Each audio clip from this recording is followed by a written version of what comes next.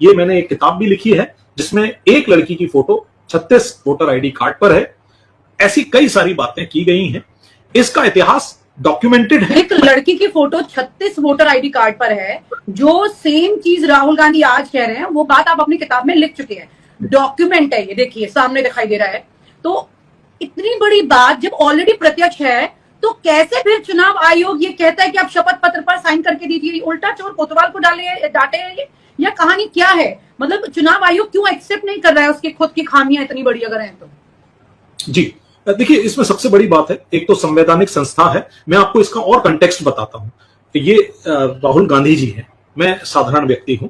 मैंने जब ये बात शिवराज सिंह चौहान उस वक्त माननीय मुख्यमंत्री थे, एक पत्रकार दोस्त के माध्यम से मैं उनसे मिला, उनका सिर्फ एक ही कहना था कि भाई इसमें हमारी पार्टी का कोई लेना देना नहीं है। मैंने कहा मैंने कभी आप पर आरोप लगाया भी नहीं, मैंने आप पर आरोप नहीं लगाया, चुनाव वोटर लिस्ट इलेक्शन कमीशन का काम है।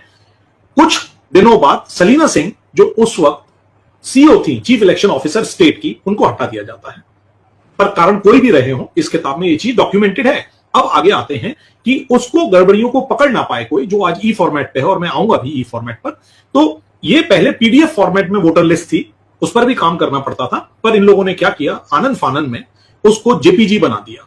सिंपल बात यह है, पीडीएफ फॉर्मेट में जैसा एक पीडीएफ फॉर्मेट होता है, उसको कहते हैं, उसमें से अक्षर पकड़ना या किसी चीज का डेटा का एनालाइज करना आसान रहता है। इन्होंने फॉर्मेट फोटो बना दिया। इसके बाद भी और बैकडेट से बनाया, बैकडेट ऑर्डर करके। जब राजस्थान के लोग, अशोक गहलोत, विवेक तनखा, सचिन पायलट, ये जोशी जी, ये सारे लोग जब गए, तो मैं गया था उस रिप्रेजेंटेशन में, मैंने दिया था। तो मेरे से chief election commissioner OP Rawat बोलते हैं कि ये बैकडेटेड ऑर्डर है, हमने पहले से ही कर रखा है, आप गलत बोल रहे हैं। तो मैं उसी वक्त राजस्थान और 6 अन्य राज्यों का पीडीएफ फॉर्मेट में था, इन्होंने अपना होमवर्क नहीं किया था। मैं ये बात क्यों बता रहा हूं, बताऊंगा। तो उस रात को चीफ इलेक्शन ऑफिसर को हटा दिया जाता है राजस्थान की, ये किताब में लिखा है। अब आपकी बात का आंसर इसमें छुपा हुआ है कि अगर आज इलेक्शन कमीशन इस गलती को मान लेगा, तो मुझे लगता है कि मुख्य चुनाव आयुक्त देश का, उसको अपने पद से शायद इस्तीफा देना पड़े।